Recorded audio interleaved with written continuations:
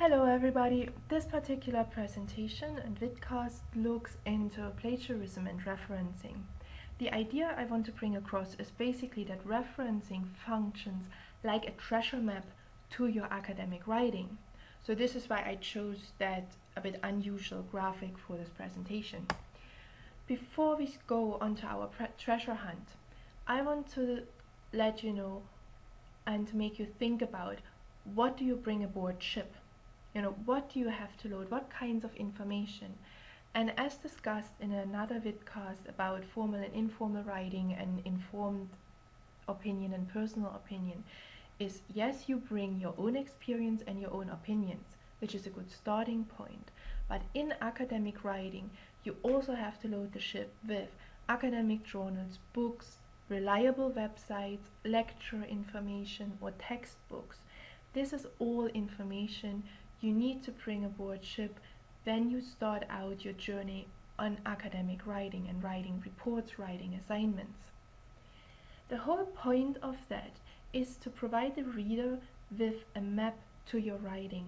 You need to let the reader know where your ideas come from, where the information you use comes from, where numbers come from, statistics, images, but also ideas that you generated or you read somewhere.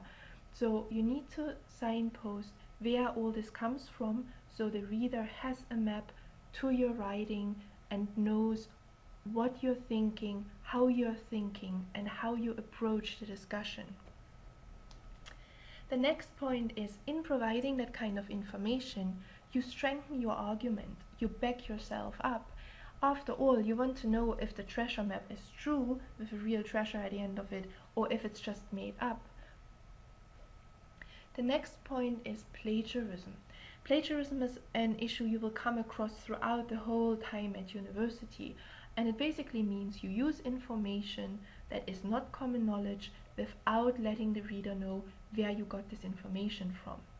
Of course, there are different types of information. For instance, generic knowledge you don't need to reference. You don't need to find a reference for how many months or days a year has.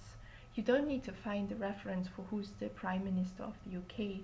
This kind of information is considered general knowledge, so you don't need to reference that.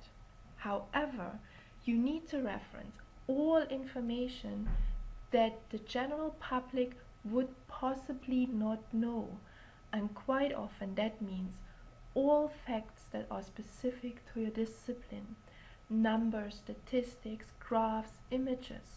But you also need to reference ideas that are not your own.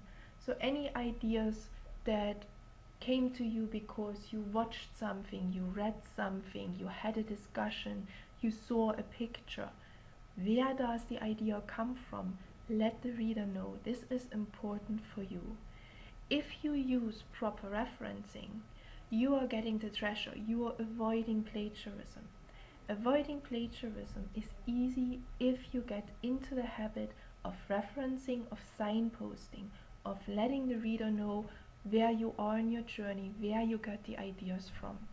Once you're at university, you will get several guidelines on how to reference. You have guidelines from the school or from modules and programs.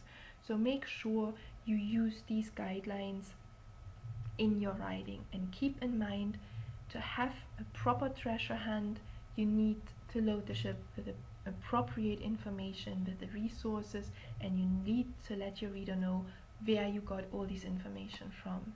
I hope that helped, and see you in the next vidcast.